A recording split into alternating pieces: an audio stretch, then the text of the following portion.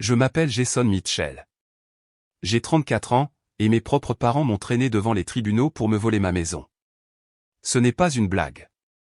Avant que je vous raconte comment un vieux gadget oublié et poussiéreux a fait voler en éclats tous leurs stratagèmes dans une salle d'audience silencieuse, faites-moi une faveur et dites-moi dans les commentaires d'où vous regardez. C'est bien de savoir qui est là. Tout a commencé un mardi, un jour si douloureusement ordinaire qu'il serait impossible de l'oublier. Mon monde est un monde d'ordre tranquille. En tant qu'analyste principal en cybersécurité, je m'épanouis dans le bourdonnement prévisible des serveurs et le flux logique du code. Mon box était mon petit royaume de contrôle, 3 écrans affichant des lignes de données en cascade, un bureau méticuleusement organisé et une photo du vieux bateau de pêche de mon grand-père. C'était un monde qui avait du sens, un monde où l'effort équivalait au résultat. Cet après-midi-là, j'étais au plus fort de la bataille, à la recherche d'une variante de ransomware sophistiquée qui avait paralysé l'un de nos plus gros clients. Pour moi, ce n'était pas seulement un travail, c'était un puzzle, une partie d'échecs numériques, et j'étais en train de gagner. C'est alors que l'ordre a été rompu. Carole, notre responsable de bureau, toujours joyeuse, s'est approchée de mon bureau, son sourire habituel éclatant remplacé par une ligne tendue et anxieuse. Jason, a-t-elle chuchoté comme si elle annonçait une mauvaise nouvelle dans un hôpital, il y a un monsieur qui veut vous voir. Il dit que c'est personnel. Je me suis tourné sur ma chaise, agacé par l'interruption. Debout près des portes principales en verre, il y avait un homme qui semblait sortir d'un film en noir et blanc. Son costume était une taille trop grande et pendait sur sa silhouette comme un linceul, le tissu froissé et fatigué. Il serrait une enveloppe rigide en manille contre sa poitrine comme un bouclier. Il n'avait pas sa place ici. Au milieu du chrome élégant, des murs de verre et de l'effervescence d'une entreprise technologique, il était un présage. Il s'est avancé vers moi, ses chaussures lourdes raclant nos sols en béton poli. Chaque pas semblait résonner, attirant l'attention de mes collègues. Les têtes ont commencé à apparaître au-dessus des cloisons en tissu gris. Le tapotement silencieux des claviers a ralenti. J'ai senti une douzaine de paires d'yeux fixés sur moi, un projecteur soudain et importun. L'homme s'est arrêté devant mon bureau, ses propres yeux aussi vides et indifférents qu'une caméra de sécurité. Jason Mitchell, sa voix était plate, ennuyée. C'est moi, ai-je réussi à dire, ma propre voix sonnant étrangère. Il n'a pas tendu la main ni salué. Il s'est contenté de me tendre l'enveloppe. Vous avez été assigné. Les mots sont restés suspendus dans l'air, les acérés. Il a ensuite sorti de sa poche une petite tablette électronique et un stylet. J'ai besoin de votre signature ici, confirmant la réception. Ma main était comme enveloppée de plomb lorsque j'ai attrapé le stylet. Mon esprit était un rugissement blanc et vide. Assigné ? Assigné à quoi ? J'ai griffonné une ligne irrégulière sur l'écran, ma signature complètement méconnaissable.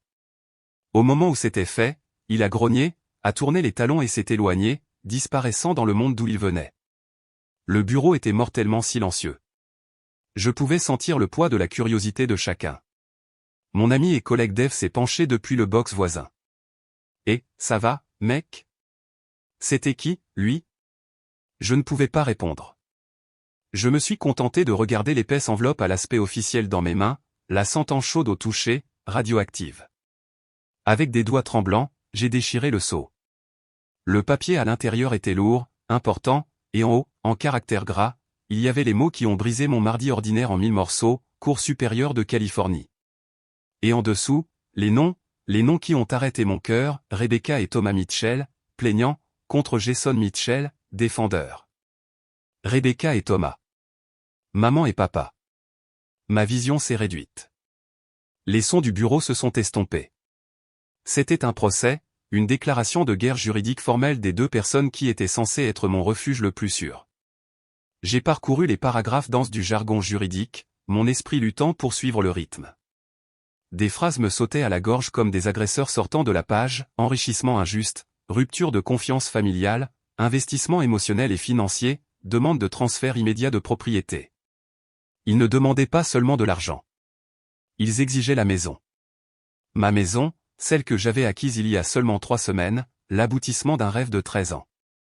Mon téléphone, posé sur le bureau, s'est soudainement mis à vibrer, me surprenant.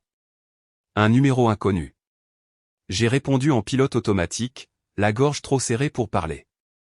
Monsieur Mitchell ? La voix à l'autre bout du fil était douce comme de la soie et tout aussi glissante. Elle était empreinte d'une sorte de charme professionnel condescendant. Je m'appelle Derek Palmer. J'ai le privilège de représenter vos parents dans cette affaire malheureuse. Affaire malheureuse? J'ai finalement retrouvé ma voix, et elle était rauque d'incrédulité. Qu'est-ce que c'est que ça? C'est une blague, n'est-ce pas? Un petit rire est venu du téléphone, un son qui a fait se dresser les poils de mes bras. Je vous assure, monsieur Mitchell, vos parents sont très sérieux.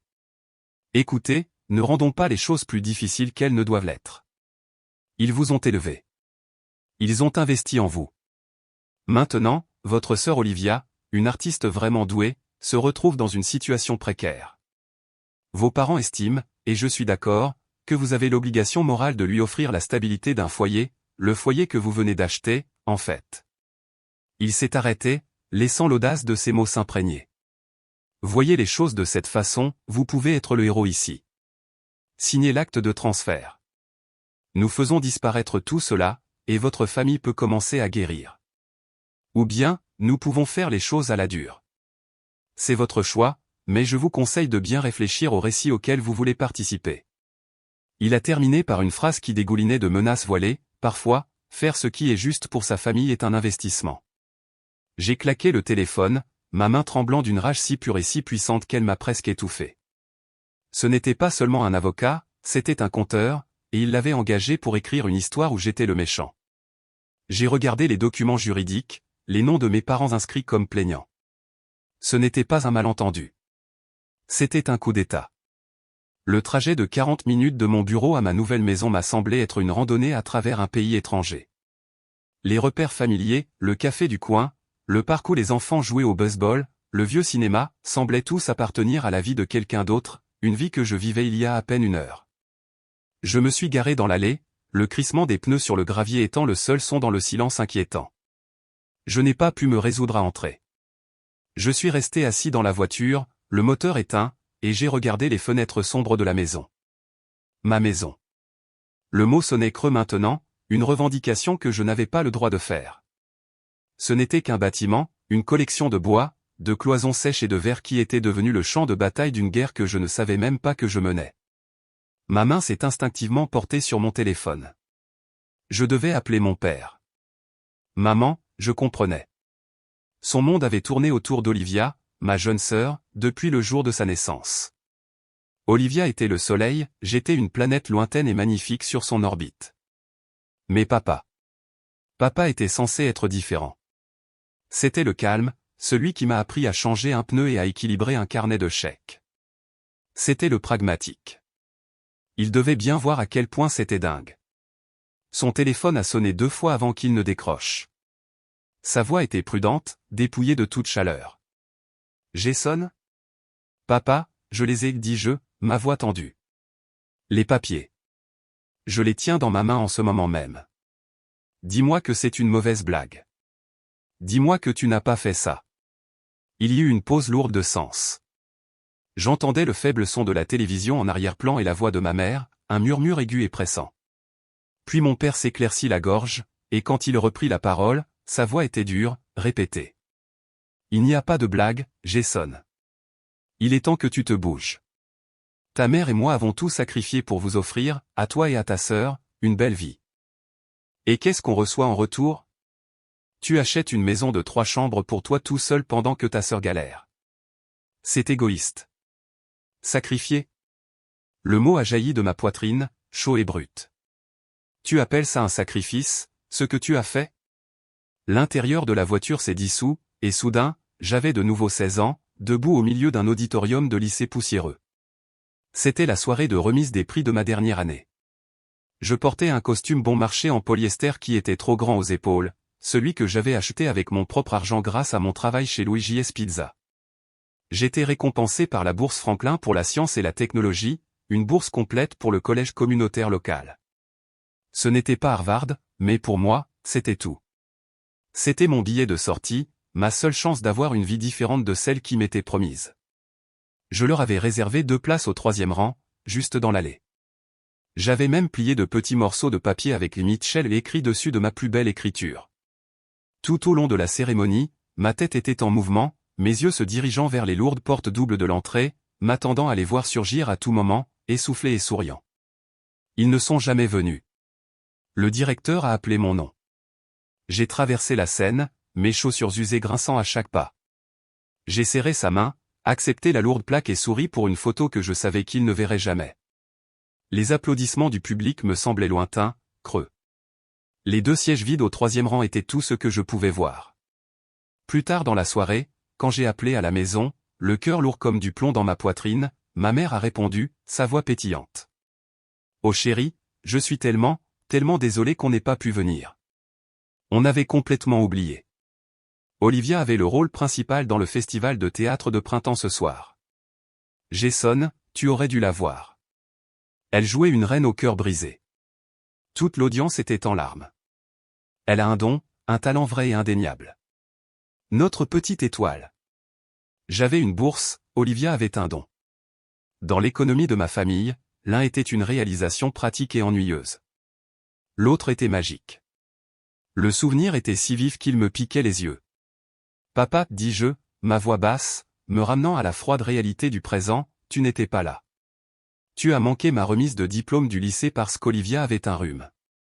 Tu as manqué ma remise de diplôme du collège parce que tu l'emmenais visiter des écoles d'art sur la côte est. Tu n'étais là pour rien de tout ça. On a fait ce qu'on a pu, rétorqua-t-il, sa voix s'élevant dans une colère défensive. On vous a donné tout ce dont vous aviez besoin. Un toit au-dessus.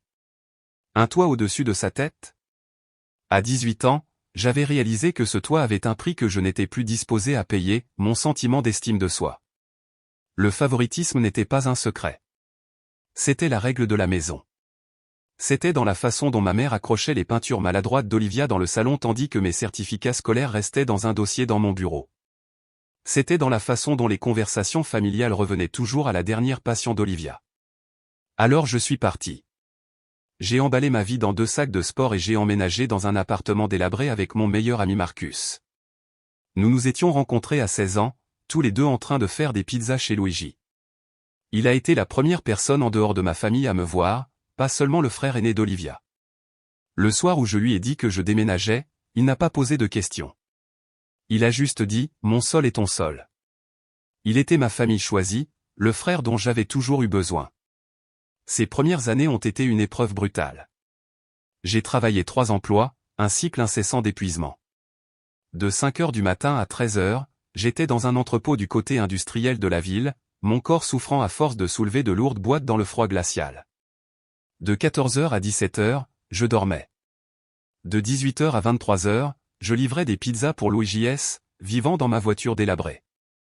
Le week-end, je lavais la vaisselle dans un restaurant graisseux, mes mains étant perpétuellement gercées et sentant l'eau de javel et les vieux restes de café. Je vivais de café, d'adrénaline et du refus obstiné d'échouer. J'étais plus fatigué que je ne l'avais jamais été de ma vie, mais je respirais mon propre air. Je me suis inscrit au collège communautaire, en prenant des cours du soir. La bourse couvrait les frais de scolarité, mais les manuels étaient une autre histoire. Je me souviens de la honte que j'ai eue en appelant à la maison pour demander de l'aide, juste $100 pour un manuel de programmation C++ d'occasion qui était essentiel pour ma spécialité. La voix de ma mère à l'autre bout du fil était pleine d'une sorte d'impatience fatiguée. Jason, chérie, tu sais qu'on adorerait t'aider, mais c'est un peu juste. On met chaque centime de côté pour le programme d'études à l'étranger d'Olivia. Elle a été acceptée à un cours intensif d'été en Italie, à Florence. C'est une occasion unique pour elle de se créer un réseau. Une occasion unique dans une vie. Mon manuel de $100 était un obstacle, son été européen était un investissement essentiel. J'ai raccroché le téléphone, le sentiment familier d'être secondaire m'envahissant. Quelques jours plus tard, un chèque de $200 est arrivé par la poste. La note jointe était courte, écrite dans l'écriture carrée et pragmatique de mon oncle Robert, le frère de ma mère. Il était plombier, un homme de peu de mots mais d'une grande intégrité. La note disait, pour les livres. Ne le dis pas à ta sœur. Certains d'entre nous parient sur toi. Ces $200 valaient 1 million. C'était plus que de l'argent, c'était une validation. C'était la preuve que je n'étais pas invisible. Papa, dis-je dans le téléphone, ma voix plate et vide, je n'ai plus rien à te dire. Réfléchis bien à ce qui est juste, mon fils, dit-il, sa voix prenant un ton de déception paternelle. Ta sœur a besoin de cette maison. Elle la mérite. Il a raccroché. La mérite. C'était le mot. Olivia méritait des choses, moi je devais les gagner. Je me suis souvenu de sa fête d'anniversaire pour ses 16 ans. Mes parents avaient dévoilé son cadeau dans l'allée, une Toyota rutilante, flambant neuve, complète avec un nœud géant et ridicule sur le capot. Olivia avait poussé un cri de joie et était immédiatement partie avec ses amis. Je me suis souvenu de ma propre première voiture, une Honda Civic de 14 ans avec une aile bosselée et une transmission qui vibrait. Je l'avais achetée pour $800 à un type sur un parking après avoir économisé pendant plus d'1 an. La première fois qu'elle est tombée en panne, j'ai passé tout un week-end dans l'allée avec un manuel de réparation graisseux, m'apprenant à remplacer l'alternateur. Quand j'ai finalement réussi à la redémarrer, les mains couvertes de graisse et de crasse, j'ai ressenti une fierté plus satisfaisante que n'importe quelle Toyota offerte. Une colère froide et dure a commencé à se cristalliser dans ma poitrine, repoussant le choc et la douleur. Ce procès n'était pas un caprice, c'était la conclusion logique de tout leur système de croyances, et je ne serais pas sa dernière victime. Les jours suivants ont été flous. Je me suis jeté à corps perdu dans la préparation du combat. Je savais que je ne pouvais pas le faire seul. Mon premier appel a été pour Linda Chin. Nous nous étions rencontrés dans un camp d'entraînement au codage brutal il y a des années, nous liant d'amitié lors de soirées tardives et d'algorithmes complexes. Elle était maintenant l'une des meilleures analystes de mon entreprise, et son esprit était aussi aiguisé qu'un rasoir. Elle est venue ce soir-là et a écouté toute l'histoire, son expression devenant de plus en plus incrédule. Quand j'ai terminé, elle est restée silencieuse pendant un long moment. D'accord, dit-elle enfin, sa voix entièrement professionnelle, c'est une tentative de prise de contrôle hostile. Nous devons la traiter comme telle. Tu es un expert en cybersécurité, j'ai. Ton travail consiste à trouver des vulnérabilités et à remonter les menaces jusqu'à leur source. Faisons ça ici. C'était exactement ce que j'avais besoin d'entendre. Nous avons passé la semaine suivante à transformer ma salle à manger en un centre de commandement. Nous avons déterré tous les documents financiers que j'avais depuis 13 ans. Nous avons créé des calendriers, des graphiques et des visualisations de données qui racontaient une histoire puissante, l'histoire d'une vie construite, un chèque de paix, un choix frugal à la fois. C'est au cours de cette plongée profonde que Linda a découvert la première véritable fissure dans leur armure. J'avais mentionné que je payais toujours la ligne de téléphone portable de mon grand-père sur mon ancien forfait familial. Un petit détail, mais les détails étaient notre affaire. Laisse-moi accéder au relevé de compte, dit Linda, ses doigts volant sur son clavier. Voyons ce qu'il y a d'autre. Quelques minutes plus tard, elle s'est figée. Tu dois voir ça. Je me suis penché par-dessus son épaule. Elle pointait du doigt des frais mensuels récurrents sur la ligne de mon père. C'était intitulé retenue de services juridiques. C'était un paiement direct au cabinet Palmer Inns et Associés. C'est lui. C'est leur avocat, soufflai-je. C'est pire, dit-elle, sa voix grave. Les paiements ne sont pas prélevés sur le compte bancaire de ton père. Ils sont financés par un transfert automatique d'une fiducie anonyme. Tu peux la retracer, demandai-je, mon cœur commençant à battre la chamade. Donne-moi 1 minute. Le silence tendu n'était rompu que par le cliquetis furieux de ses touches. Elle était dans son élément, une détective numérique à la chasse. Finalement, elle leva les yeux vers moi, ses yeux grands ouverts par la découverte. Je l'ai, dit-elle. La fiducie a été établie il y a 6 mois. Elle est enregistrée au nom de Patricia Mitchell. Tante Patricia? La sœur de mon père, l'architecte de la hiérarchie sociale de ma famille, celle qui m'a toujours regardé comme si j'étais une tache sur le portrait de famille. J'ai toujours pensé que son dédain était juste une aversion personnelle. J'avais tort. C'était stratégique. C'était la guerre. Elle était la bienfaitrice secrète, la main cachée tirant les ficelles. Je me suis effondré sur ma chaise, les pièces du puzzle s'assemblant avec une clarté écœurante, l'avocat coûteux, l'attaque préméditée agressive, la manipulation émotionnelle coordonnée. Ce n'était pas seulement le droit de mes parents, c'était une conspiration. Ils planifient ça depuis des mois, chuchotai-je. On dirait bien, dit doucement Linda, sa main posée sur mon épaule. Alors, la question est, qu'est-ce qu'on va faire? J'ai regardé la montagne de preuves étalée sur ma table. J'ai regardé la photo de mon grand-père, son visage aimable et buriné, un phare de décence dans ce gâchis. Et je savais, avec une certitude qui me glaçait les os, que je ne défendais pas seulement une maison, je défendais ma vie. La période qui a suivi la découverte de l'implication de tante Patricia a été comme le calme étrange avant un ouragan. La menace n'était plus un vague nuage d'orage émotionnel, elle avait un nom, une source et une stratégie. Et elle était dirigée directement sur moi. Avant que la bataille juridique ne consume chaque instant de mon existence, j'ai eu 3 semaines de paix fragile dans ma nouvelle maison. C'étaient des jours précieux. Je me souviens de la joie simple et profonde de choses dont je n'avais jamais rêvé, le premier matin où je me suis réveillé dans ma propre chambre avec la lumière du soleil qui traversait une fenêtre que je possédais, le premier repas que j'ai mangé dans la maison, une grande pizza au pepperoni de Louis J.S. étalée sur une couverture de déménagement sur le plancher du salon parce que mes meubles n'étaient pas encore arrivés. J'étais assis là avec Marcus, buvant de la bière bon marché à la bouteille, et nous avons porté un toast au propriétaire de moi-même. J'ai passé un samedi entier dans la cour, un petit coin de verdure légèrement envahi par la végétation qui était tout à moi. Je suis allé à la pépinière locale et j'ai acheté un petit citronnier. J'ai creusé le trou moi-même, mes mains couvertes de terre riche et noire.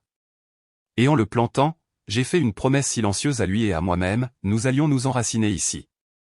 Nous allions prospérer. Ce sentiment d'espoir, d'un avenir qui prenait enfin forme, a rendu leur attaque d'autant plus brutale. C'était un assaut direct contre la vie que je commençais tout juste à construire. Ma première action a été d'embaucher un avocat. Mes recherches et les compétences de Linda en matière de données étaient inestimables, mais je savais que je ne pouvais pas affronter un requin comme Derek Palmer seul dans une salle d'audience. La cousine parajuriste de Linda m'a donné un nom, Sarah Jenkins. Son bureau était à des années-lumière du cabinet chic du centre-ville de Palmer. C'était un petit immeuble au 2e étage au-dessus d'une boulangerie, et l'air sentait légèrement le sucre et le pain frais. Sarah elle-même était jeune, probablement pas beaucoup plus âgée que moi, mais elle avait une intensité vive et concentrée à laquelle j'ai immédiatement fait confiance.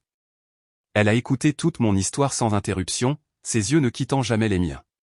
Quand j'ai terminé et que j'ai fait glisser le classeur de données financières sur le bureau, elle l'a ouvert, et un sourire lent et impressionné s'est étalé sur son visage. « Monsieur Mitchell, dit-elle, levant les yeux d'une feuille de calcul méticuleusement organisée, vous avez déjà fait la moitié de mon travail pour moi. La plupart des gens dans votre situation viennent me voir avec une boîte à chaussures pleine de reçus froissés et beaucoup de colère. Vous êtes venu avec un dossier. Alors, vous le prenez, demandai-je, un nœud d'anxiété se relâchant dans ma poitrine. Le prendre? Je vais prendre plaisir à ça, dit-elle, une lueur féroce dans son œil. Palmer est un tyran arrogant. Il compte sur l'intimidation des gens et l'obscurcissement des eaux avec des absurdités émotionnelles. Il ne saura pas quoi faire quand nous le confronterons à une montagne de faits froids, durs et indéniables. Nous n'allons pas jouer à son jeu, nous allons le forcer à jouer au nôtre. Pour la première fois depuis que j'avais ouvert cette enveloppe en manille, j'avais l'impression d'avoir une alliée qui parlait ma langue. Pendant que Sarah et moi préparions notre défense, ma famille a lancé son attaque sur un front différent, une campagne de guerre psychologique. La pièce maîtresse de leur attaque a été un appel vidéo mis en scène. Ma mère a insisté pour cela, disant qu'elle voulait voir mon visage et parler des choses en famille. C'était un piège, et je le savais, mais Sarah m'a conseillé de le faire et d'enregistrer l'appel. Laissez-les nous montrer leur stratégie, dit-elle. Quand j'ai cliqué sur accepter, leurs 3 visages sont apparus sur mon écran, artistement disposés sur le canapé de leur salon. Ma mère, Rebecca, avait son visage courageux et blessé. Mon père, Thomas, essayait d'avoir l'air sévère et patriarcal. Et Olivia, ma sœur, était un portrait de tristesse fragile et artistique.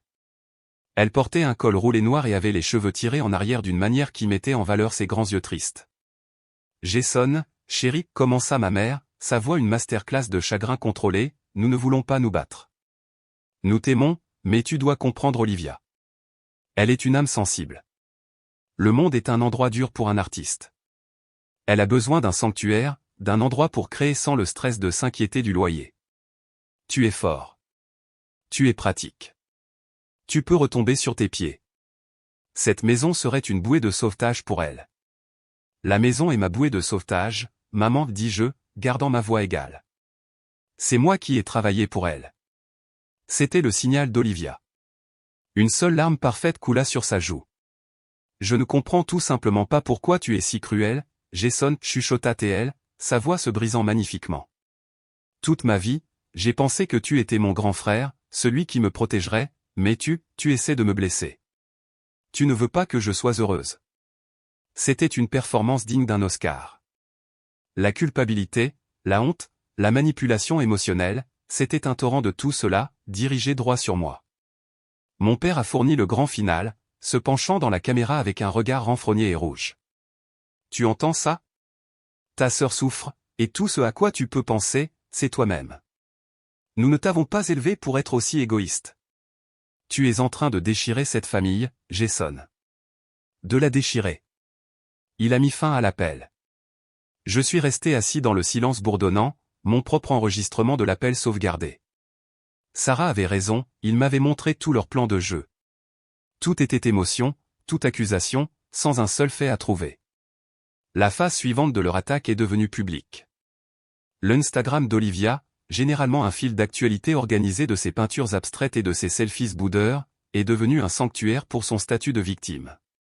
Elle a posté une longue histoire décousue sur la douleur d'être trahie par sa famille, évitant soigneusement tout détail, mais brossant un tableau clair d'une artiste sensible écrasée par un frère froid et matérialiste.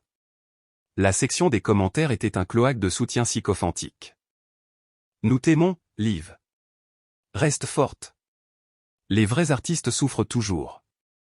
Je n'arrive pas à croire que ton propre frère te ferait ça. Puis sont venus les emails et les SMS de la famille élargie, ceux qui n'ont entendu que la version de mes parents. Ma tante Carole a envoyé un email qui disait « Très cher Jason, j'ai été terriblement désolé d'apprendre le désaccord que tu as avec tes parents. Je sais que tu es un bon garçon au fond de ton cœur. J'espère que tu te souviendras de toutes les choses merveilleuses qu'ils ont faites pour toi et que tu trouveras dans ton cœur de faire ce qui est juste. » Chaque message était une petite coupure, une coupure de papier de jugement de personnes qui n'avaient aucune idée de ce qui se passait réellement. Ils essayaient de m'isoler, de me faire sentir que c'était moi qui étais déraisonnable, celui qui avait tort. Mon cousin Ethan, le fils de l'oncle Robert, était ma seule source de raison de ce côté de la famille. Il m'a appelé furieux après avoir vu les messages d'Olivia. C'est un tas de conneries, Jason, et tu le sais, dit-il. J'étais là à Noël quand tante Patricia parlait à ta mère de ça. C'est elle qui leur a mis toute l'idée dans la tête. Elle n'arrêtait pas de dire, vous avez un droit légal dessus. C'est un investissement parental. Elle avait même la carte de visite de Palmer avec elle. Tout ça sent à plein nez son manège. La confirmation a renforcé ma détermination. Ce n'était pas seulement le droit de ma famille, c'était alimenté et armé par le ressentiment de longue date de ma tante envers moi. La dernière action de leur assaut pré-procès a été la plus audacieuse. Une carte de vœux est apparue dans ma boîte aux lettres. Elle n'avait pas été envoyée par la poste, elle avait été livrée à la main.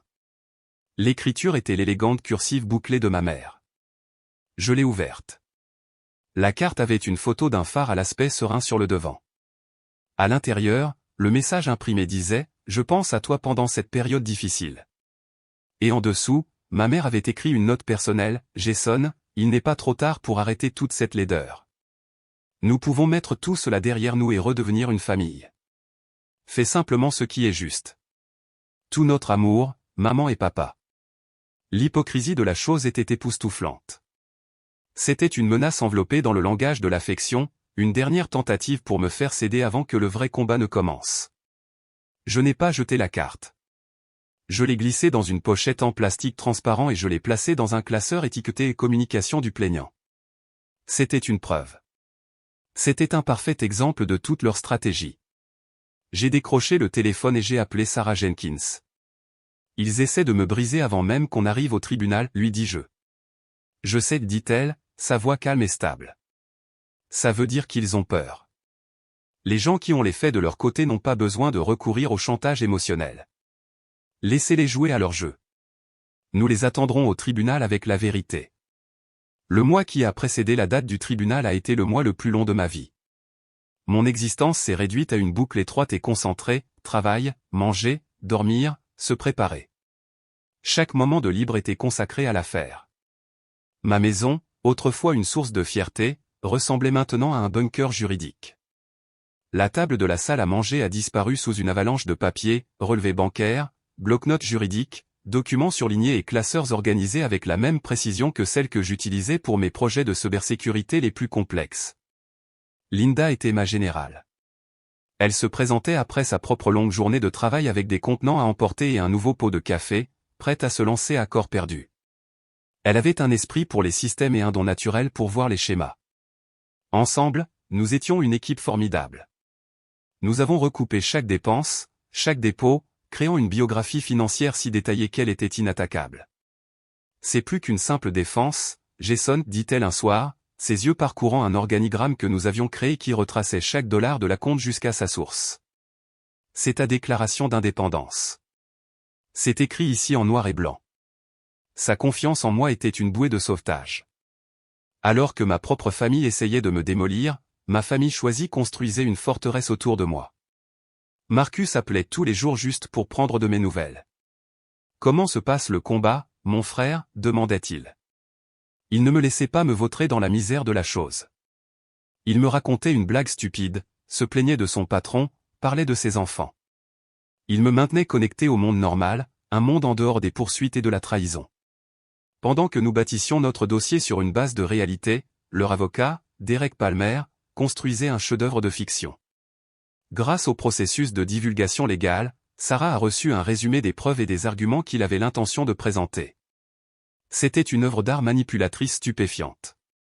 Il avait des photos de moi enfant à Noël, souriant sur un nouveau vélo, un vélo qui, selon lui, était un investissement parental important. Il avait mes bulletins scolaires du lycée, qu'il utiliserait pour affirmer qu'ils avaient favorisé mon développement intellectuel. Il avait même une déclaration sous serment signée du professeur d'art d'Olivia, un homme que je n'avais jamais rencontré, attestant de la profonde sensibilité artistique et de la précarité financière d'Olivia. Il ne construit pas un dossier juridique, il écrit un scénario, dit Sarah d'un ton sombre au téléphone après avoir examiné les documents. Il dépeint vos parents comme les bienfaiteurs aimants et vous comme le méchant au cœur froid. Notre travail consiste à montrer au juge qu'il réalise une œuvre de fiction. La pression constante était immense, mais le véritable point de rupture est survenu une semaine avant le procès. Un coursier a livré un document épais et relié de manière professionnelle du bureau de Palmer. La couverture, dans une élégante police à empattement, disait « Un registre de l'investissement parental, la vie et l'éducation de Jason Mitchell ». Mes mains tremblaient alors que je l'ouvrais. C'était une feuille de calcul, mais une feuille de calcul de l'enfer. Pendant 28 pages, ils avaient itomisé ma vie et lui avaient attribué une valeur monétaire. C'était la chose la plus psychologiquement tordue que j'ai jamais vue. Cela commençait par les bases. Frais d'accouchement à l'hôpital, 7500 $. Couche et les maternisés, estimés, 4200 $. Visite chez le pédiatre, de 0 à 18 ans, 9000 $. Puis c'est devenu plus insidieux, plus personnel. Coût de la nourriture, environ 165 000 calories pendant 18 ans, 54 000 $. Frais de service public, part de l'électricité, de l'eau et du gaz de la maison, 18 500 $. Fête d'anniversaire d'enfance, cadeaux, gâteaux, divertissement, 4 100 $. Et puis est venue la partie vraiment obscène, où ils ont essayé de quantifier l'amour et les soins. Soutien émotionnel lors des maladies infantiles, 2 500 $. Transport vers et depuis la pratique de soccer, 8 saisons, 1800 $. Conseils parentaux sur les devoirs et les projets scolaires, 6000 $. Consolation et soutien lors de la première rupture au lycée, 750 $. La liste continuait sans fin, une comptabilité étourdissante et étouffante d'une vie. Ils avaient transformé chaque souvenir, chaque câlin, chaque conseil parental en une ligne sur une facture. Le grand total en bas, encerclé à l'encre rouge, était un montant stupéfiant de 312 650 $. Je me suis affaissé sur le plancher de la cuisine, les documents éparpillés autour de moi. L'air a quitté mes poumons. Il ne s'agissait plus d'une maison, il s'agissait de mon existence même. Ils m'avaient présenté une facture pour être en vie. Ils affirmaient que ma vie était un prêt et que j'étais maintenant en défaut de paiement. Toute la colère, toute l'indignation justifiée à laquelle je m'accrochais avait disparu. À leur place, il y avait une vague profonde et écrasante de désespoir. Peut-être que j'avais tort. Peut-être que c'est ça, la famille, une série de transactions, de dettes et d'obligations. Peut-être que c'était moi qui ne comprenais pas les règles. Mes mains tremblaient si fort que je pouvais à peine composer le numéro de mon téléphone. J'ai appelé Marcus. Ma voix était un murmure étouffé. C'est fini, dis-je. Je ne peux pas faire ça. Je vais leur donner la maison. De quoi tu parles? Sa voix était vive et alarmée. Ils m'ont envoyé une facture, mec, dis-je, un sanglot sec et sans humour s'échappant de mes lèvres. Une facture pour m'avoir élevé. Ils ont mis un prix sur tout. Comment tu combats ça? Comment tu mets ta propre mère à la barre et tu te disputes avec elle sur le coup de ton enfance? Il y eut un long silence. Je pouvais l'entendre respirer à l'autre bout du fil. Quand il a finalement parlé, sa voix était calme, mais elle était forgée dans l'acier. Écoute-moi, Jason. Écoute-moi très attentivement, dit-il. Cette chose que tu tiens, ce n'est pas un registre. C'est une confession. C'est leur confession qu'ils ne savent pas ce qu'est l'amour. L'amour ne tient pas un compte courant. L'amour n'émet pas de facture. Ce morceau de papier est la chose la plus malade et la plus tordue dont j'ai jamais entendu parler. Et c'est la meilleure preuve que nous ayons. Comment, chuchotai-je. Parce qu'aucun parent sain d'esprit et aimant ne ferait ça, dit-il, sa voix s'élevant avec passion. Tu vas remettre ça à ton avocat, et elle va le montrer à un juge, et tout être humain décent sur la planète le verra pour ce qu'il est, de la maltraitance émotionnelle.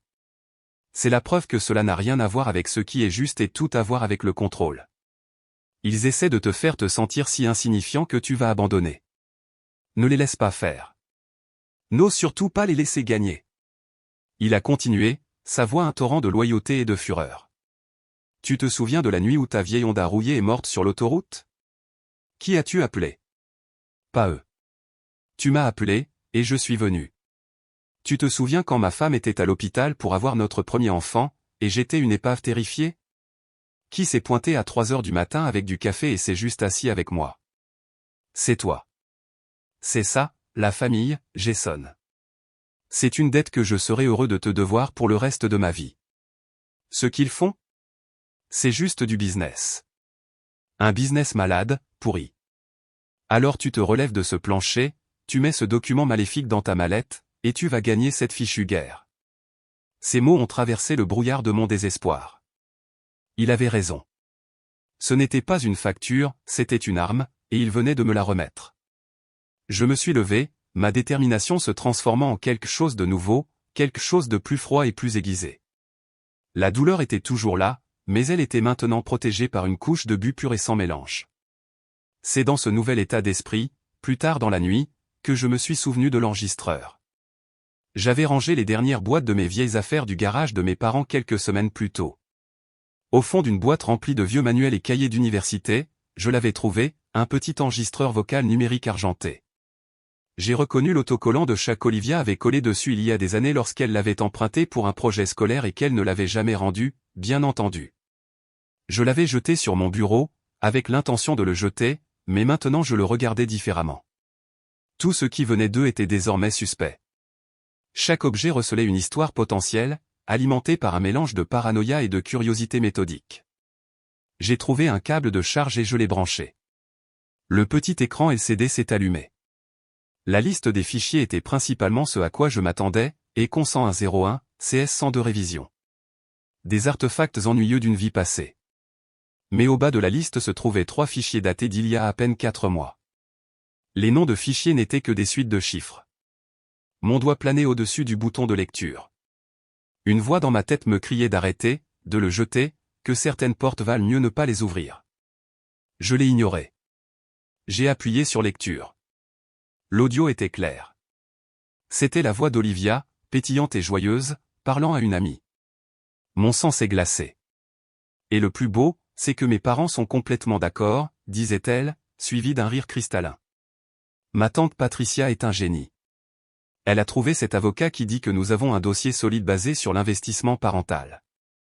Genre, ils peuvent littéralement lui facturer son éducation. Tu imagines? J'ai senti l'air quitter mes poumons. C'était ça. La conspiration dans ses propres mots.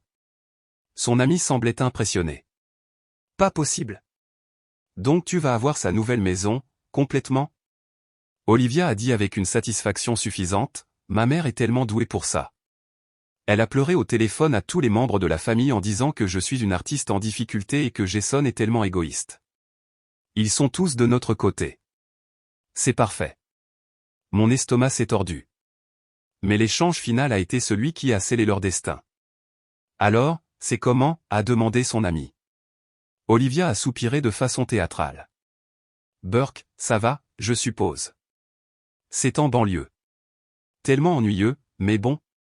Attends, donc tu vas vraiment y vivre, et puis est venu le rire. Un son cruel et méprisant que je n'oublierai jamais. Oh mon Dieu, non. Tu es folle? Je mourrais d'ennui en une semaine. Mais Palmer, c'est l'avocat, il a dit que le marché immobilier est dingue en ce moment. Dès que l'acte est à mon nom, je le mets sur le marché. Je gagnerai assez pour enfin déménager à Paris et vivre comme une vraie artiste. Plus besoin de demander de l'argent à mes parents. C'est le plan parfait. L'enregistrement s'est terminé.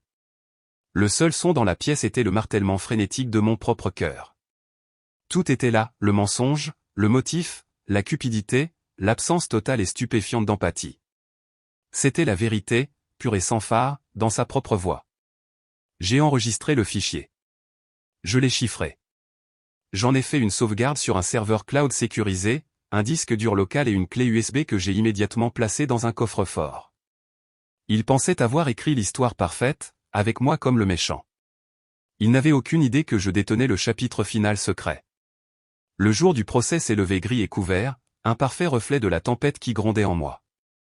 Alors que je nouais ma cravate, mes mains étaient fermes. La peur et le désespoir des semaines précédentes avaient été consumés, laissant derrière eux une clarté froide et aiguë. Ce n'était pas seulement une procédure judiciaire, c'était un exorcisme. J'étais sur le point d'expulser une fois pour toutes les fantômes des attentes et des manipulations de ma famille. Sarah Jenkins m'a rencontré sur les marches du tribunal. Elle ressemblait à une guerrière dans son tailleur sombre parfaitement coupé. Elle m'a adressé un petit sourire crispé. « Respire profondément, Jason », a-t-elle dit. « Nous nous sommes préparés à cela. Nous avons la vérité de notre côté. Tiens-toi en nos plans. Pas d'émotion, juste des faits. » « Je suis prêt, ai-je dit. Et pour la première fois, je le pensais vraiment. La salle d'audience était une pièce imposante de bois sombre et de silence solennel. Ma famille était déjà assise, un front uni de doléances théâtrales. Ils avaient coordonné leur tenue. Ma mère, mon père et ma tante Patricia étaient tous dans des tons de gris sombre, tandis qu'Olivia était en blanc virginal, un contraste saisissant destiné à souligner son innocence supposée. Ils étaient un tableau de tromperie. Alors que je descendais l'allée jusqu'à la table du défendeur, ma mère m'a fixé d'un regard de chagrin déchirant.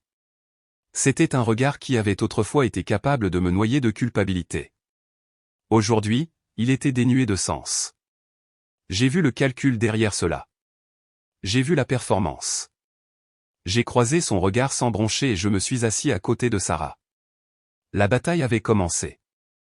La juge Eleanor Simons était exactement comme Sarah l'avait décrite, une femme dans la soixantaine avec une intelligence formidable dans ses yeux et un air d'autorité absolue. Elle ne ressemblait pas à une femme qui supportait facilement les imbéciles. Derek Palmer, l'avocat de mes parents, a commencé la procédure. Il était un maître dans son domaine. Il se déplaçait avec une confiance lisse, sa voix un instrument de persuasion finement accordé. Sa déclaration liminaire était une symphonie de manipulation. Votre honneur, membre du jury, a-t-il commencé, sa voix résonnant de chaleur et de sincérité, nous sommes ici aujourd'hui pour parler de quelque chose de sacré, l'alliance tacite entre un parent et un enfant. Nous sommes ici pour parler d'amour, de sacrifice et du devoir solennel qui découle de ce lien. Il arpentait lentement devant le box des jurés, établissant un contact visuel avec chaque juré. Mes clients, Thomas et Rebecca Mitchell, sont des gens bons et simples. Ils ne sont pas riches, ils ne sont pas puissants. Mais ils ont donné à leurs enfants quelque chose de plus précieux que de l'argent. Ils leur ont donné tout ce qu'ils avaient, leur temps, leur énergie, leur soutien indéfectible. Ils ont investi leur vie dans leurs deux enfants, n'espérant que les voir grandir heureux, prospères et gentils. Leur fils, Jason, le défendeur dans cette affaire, a réussi, et pour cela, ils sont fiers. Mais en cours de route, il a oublié les sacrifices qui ont pavé son chemin. Il a fait un geste vers moi. Maintenant, dans leurs dernières années, ils ont un souhait simple et humble, offrir un foyer stable à leur fille, Olivia, une artiste talentueuse d'une immense promesse mais aux moyens modestes. Ils se tournent vers leur fils prospère non pas pour une aumône, mais pour un simple acte de grâce familiale, partager sa bonne fortune. Et quelle a été sa réponse? Pas de compassion, pas de gratitude, mais une action en justice. Il les a forcés à comparaître devant ce tribunal pour exposer au monde la douleur privée de leur famille. Il a secoué tristement la tête. Aujourd'hui, nous vous demanderons de rétablir une petite mesure d'équité, d'honorer l'investissement de ses parents aimants. C'était brillant. Il m'avait dépeint comme un monstre froid et sans cœur avant que je n'ai dit un seul mot. La déclaration liminaire de Sarah était l'antidote parfait. Elle est restée immobile, les mains posées sur le podium. Sa voix était calme, claire et dépourvue de drame. Votre honneur, membre du jury, a-t-elle dit, Monsieur Palmer vous a raconté une histoire émouvante. Aujourd'hui, nous ne vous raconterons pas une histoire. Nous allons vous présenter des faits. Nous allons vous présenter 13 ans de données financières, de talons de paie et de relevés bancaires. Nous vous montrerons, avec une certitude mathématique, que la maison au centre de ce différend a été achetée par mon client, et mon client seul, grâce à son propre travail acharné et à son épargne diligente. Nous prouverons que cette affaire n'est pas une question de devoir familial, il s'agit d'une tentative des plaignants de s'emparer d'un bien auquel ils n'ont pas droit. Les preuves parleront d'elles-mêmes. La vérité est dans les chiffres. Le contraste était saisissant, l'émotion contre les données, le récit contre la réalité. Le premier témoin que Palmer a appelé était ma mère.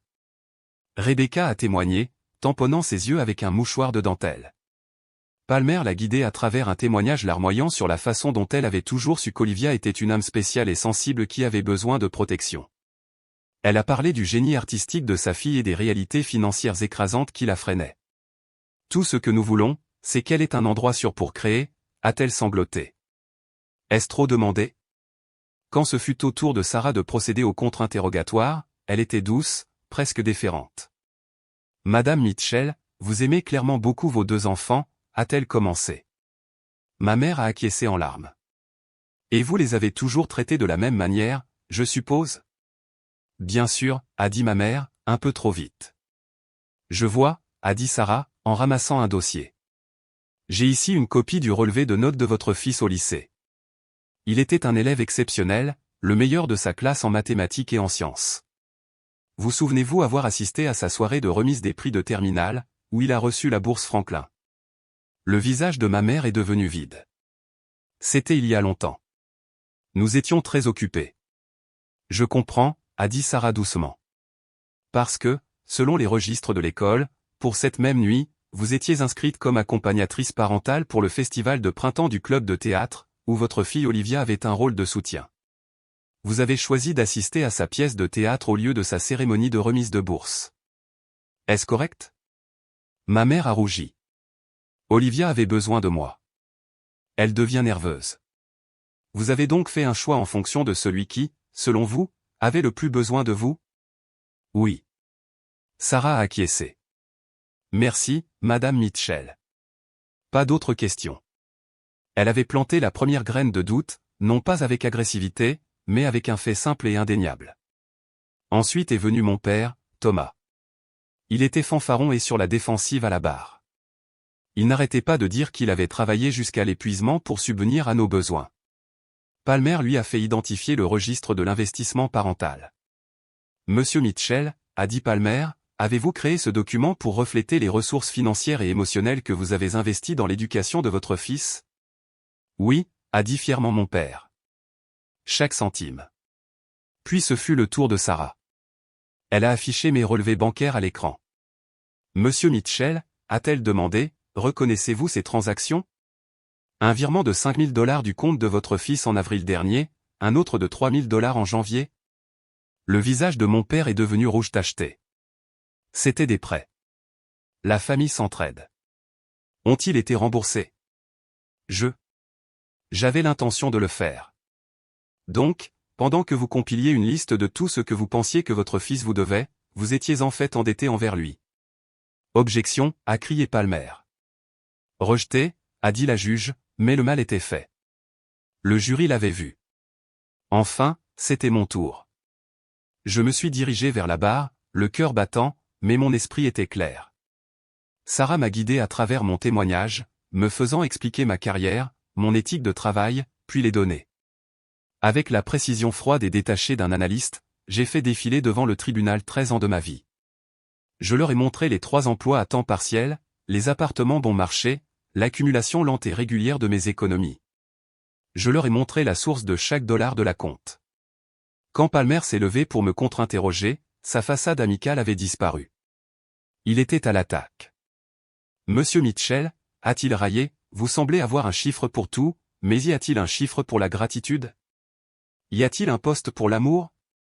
J'ai répondu calmement, cette affaire n'est pas une question d'amour, c'est une question de droit immobilier. Mon avocate présente les faits pertinents à ce sujet.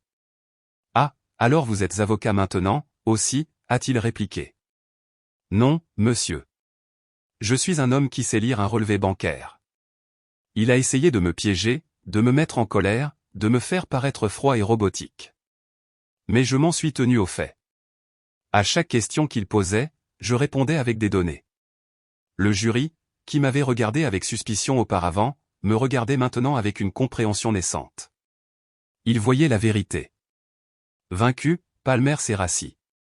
Sarah s'est levée. Il était temps. Votre honneur, a-t-elle annoncé, sa voix résonnant d'une autorité tranquille, les plaignants ont fondé toute leur argumentation sur l'affirmation que mademoiselle Olivia Mitchell a besoin de cette maison spécifique pour sa stabilité personnelle et ses activités artistiques. Ils ont témoigné sous serment que son intention est d'y vivre.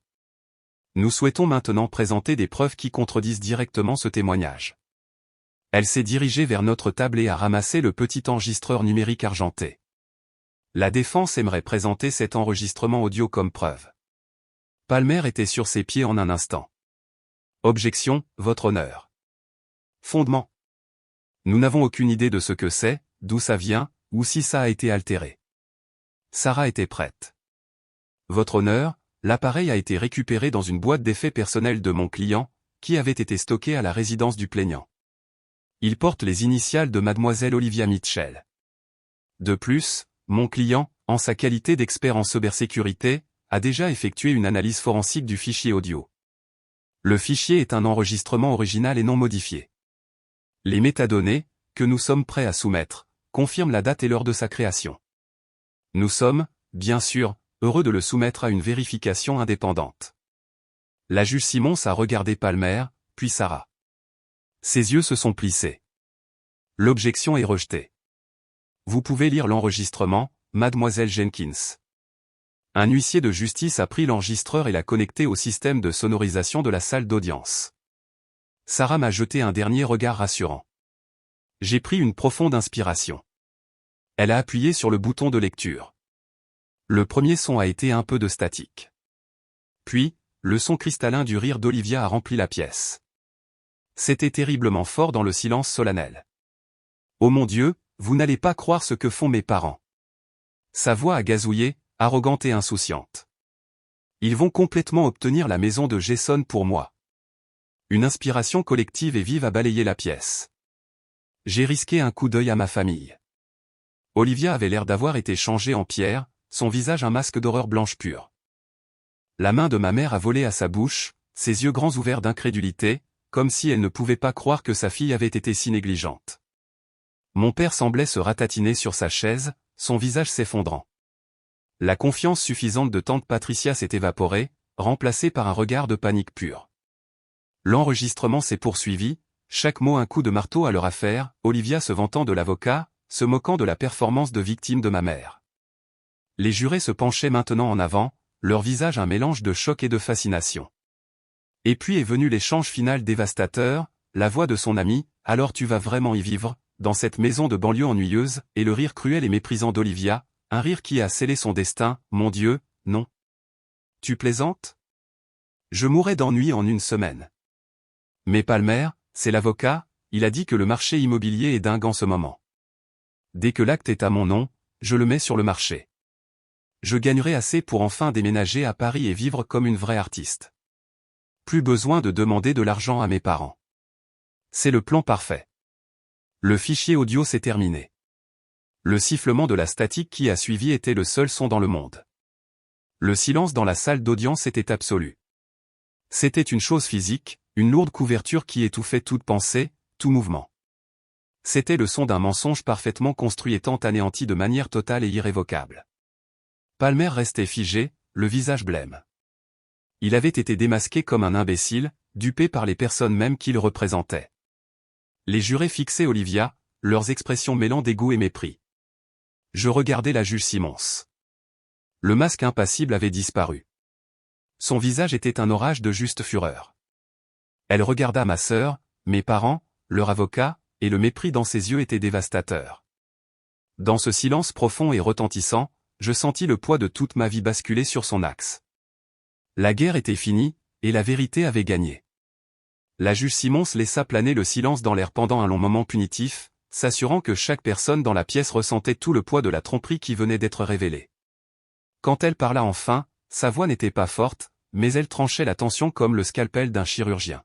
« Monsieur Palmer, dit-elle, ses yeux perçant l'avocat déshonoré, à la lumière de cette révélation, avez-vous le désir de poursuivre votre affaire ?» Derek Palmer, l'homme aux 1000 mots, n'en trouvait pas un seul.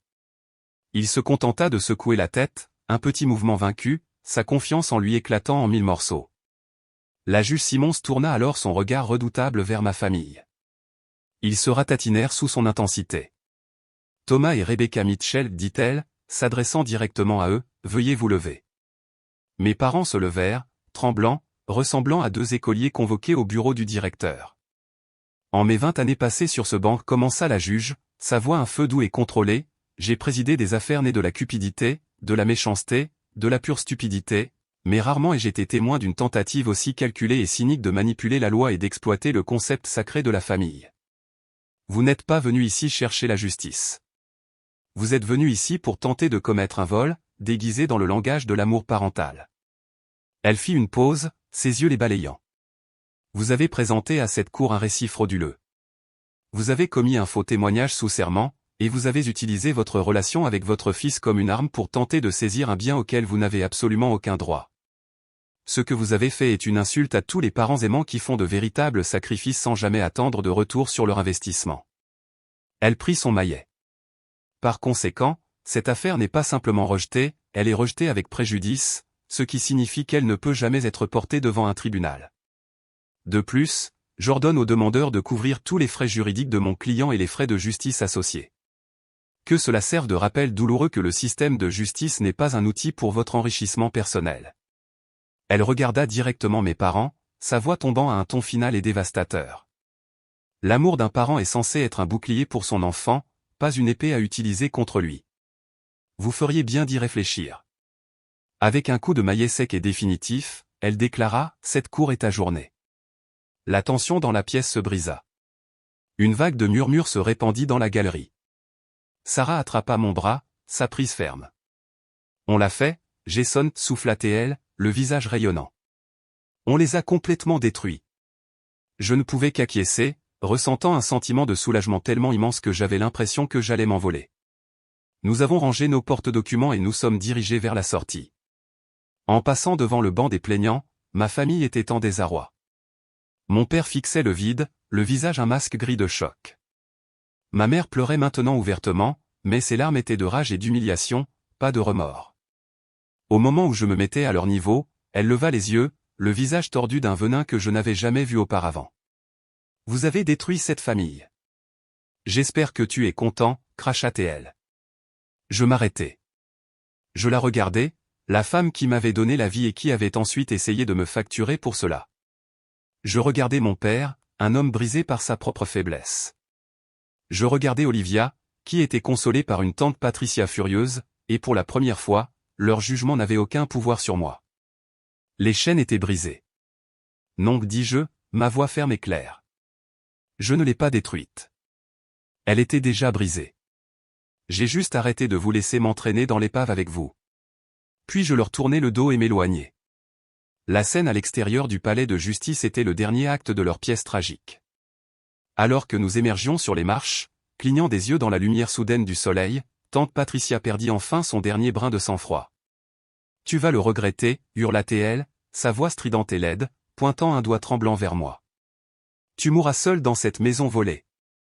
Seul. » Son explosion était si déséquilibrée qu'un agent de la cour à proximité fit un pas vers elle, sa main reposant sur sa radio. Mon père essaya de la faire taire, mais elle le repoussa.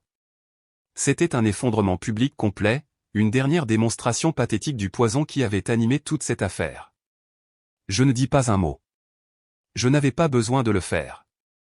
Je continuais simplement à marcher, avec Sarah à mes côtés. Je ne me suis pas retourné. Le son des cris de ma tante s'estompa derrière moi, remplacé par les sons de la ville, les sons de ma propre vie qui m'attendaient. Je m'éloignais du bruit et vers un avenir enfin, heureusement, calme.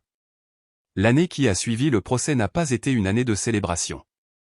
Il n'y a pas eu de toast au champagne ni de fête de victoire. Ce fut une année de construction tranquille et délibérée. J'avais réussi à démolir la structure toxique de ma vieille dynamique familiale. Maintenant, je devais construire quelque chose de nouveau et de sain à sa place. Le premier projet fut la maison elle-même. Elle avait été un symbole de conflit, un champ de bataille juridique. Maintenant, j'étais déterminé à en faire un sanctuaire.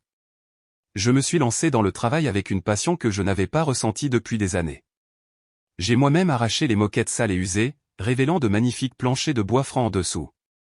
J'ai passé des week-ends à regarder des vidéos de rénovation domiciliaire sur YouTube, apprenant à plâtrer, à peindre et même à caroler. À chaque coup de pinceau, à chaque carreau parfaitement posé dans la crédence de la cuisine, j'avais l'impression de reprendre physiquement ma vie en main, imprégnant les murs de mes propres efforts et de mon espoir. Ma vraie famille, la famille que j'avais choisie, était celle qui m'aidait à remplir la maison de chaleur. Linda était ma compagne constante.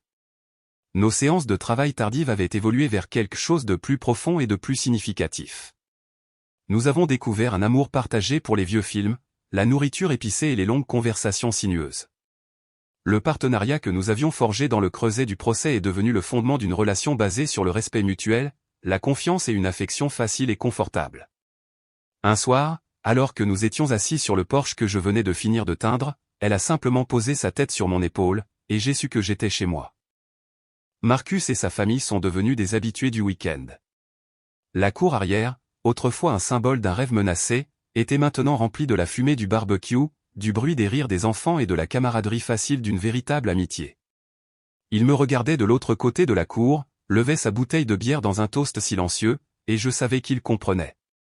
C'était la victoire, pas le verdict dans la salle d'audience, mais cette réalité simple, paisible et joyeuse.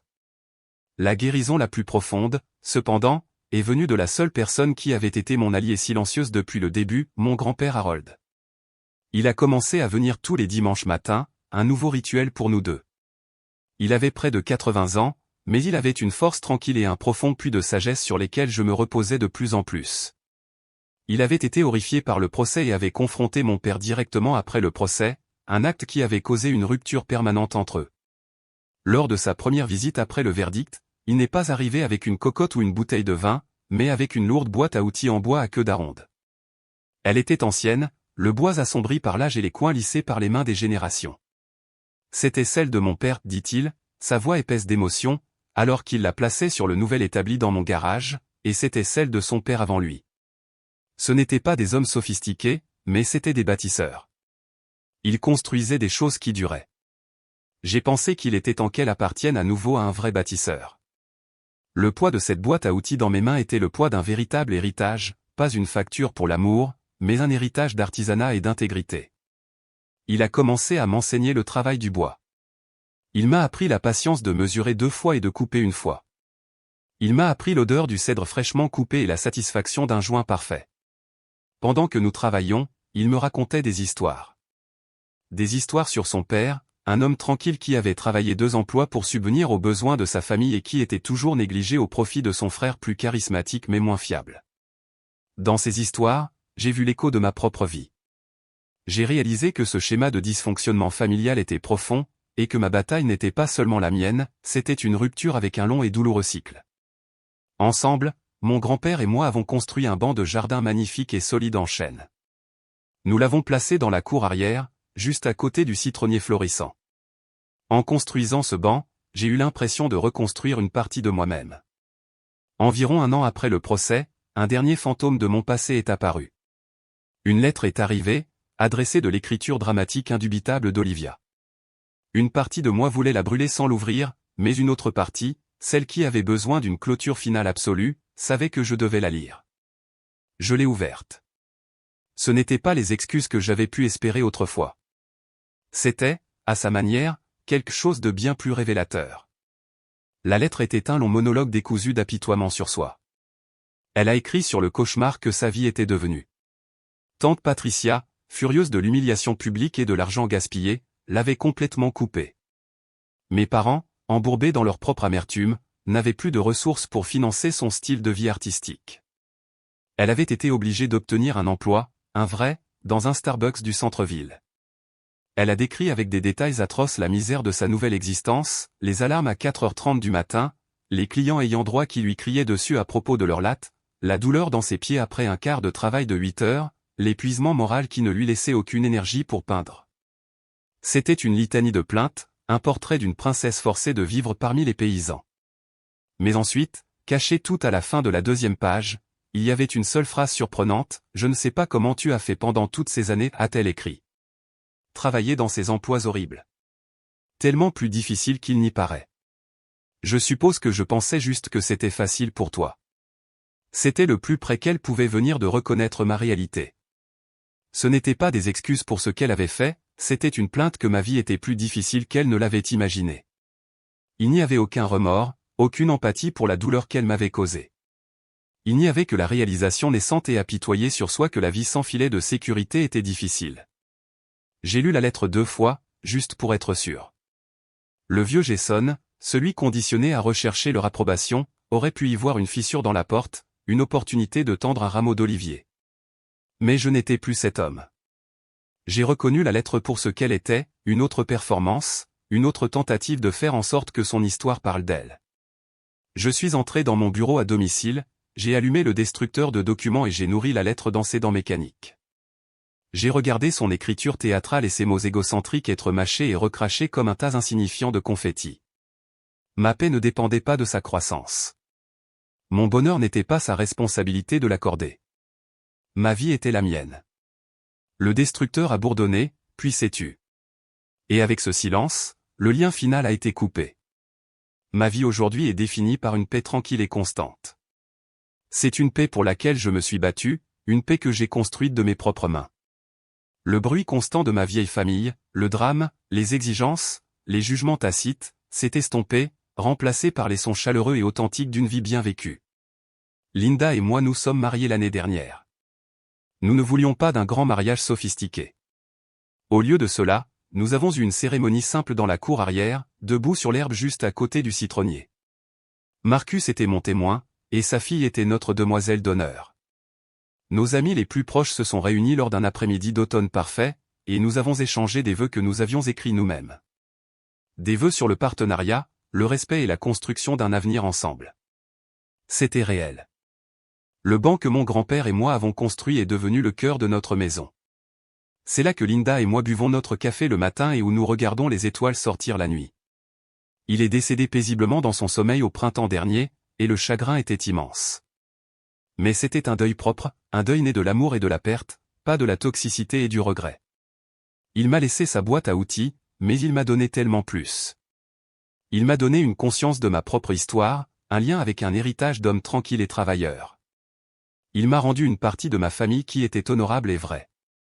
Chaque fois que je m'assois sur ce banc, je sens sa présence, une force constante et rassurante.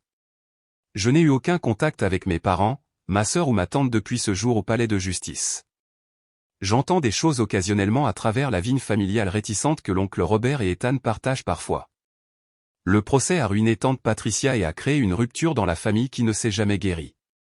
Mes parents ont vendu la maison dans laquelle j'ai grandi et ont déménagé dans un petit condo.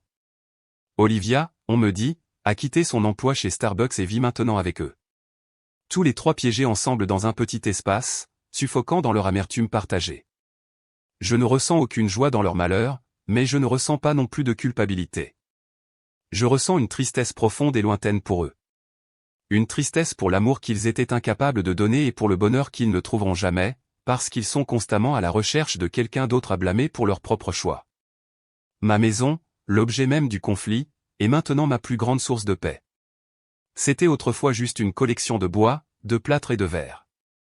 Pour mes parents, c'était un symbole de ce à quoi ils se sentaient en droit. Pour Olivia, c'était juste un tas d'argent. Pour moi, c'était le champ de bataille où je devais me battre pour ma propre âme. Mais maintenant, c'est juste la maison. C'est l'odeur du chili de Linda qui mijote sur le poêle. C'est le son du rire tonitruant de Marcus pendant la soirée de jeu. C'est la vue du citronnier chargé de fruits. C'est la sensation solide du banc en chêne sous mes mains. Mon héritage n'est pas celui qu'ils ont essayé d'écrire pour moi dans leur registre tordu. Ce n'est pas une dette à rembourser. Mon héritage est dans les relations que j'ai entretenues, la maison que j'ai construite et la paix que j'ai enfin, heureusement, trouvée. C'est un héritage de choix de construire, même lorsque les autres sont déterminés à tout démolir. Et c'est une vie qui est, à tous les égards significatifs, vraiment la mienne. Merci d'avoir écouté mon histoire. J'espère qu'elle a résonné en vous d'une manière ou d'une autre. Avez-vous déjà été confronté à une situation où vous avez dû vous défendre contre les personnes qui étaient censées être de votre côté? Partagez votre histoire dans les commentaires ci-dessous. Et si vous avez trouvé de la valeur dans ceci, veuillez envisager d'aimer cette vidéo et de vous abonner pour plus de contenu. Cela aide vraiment.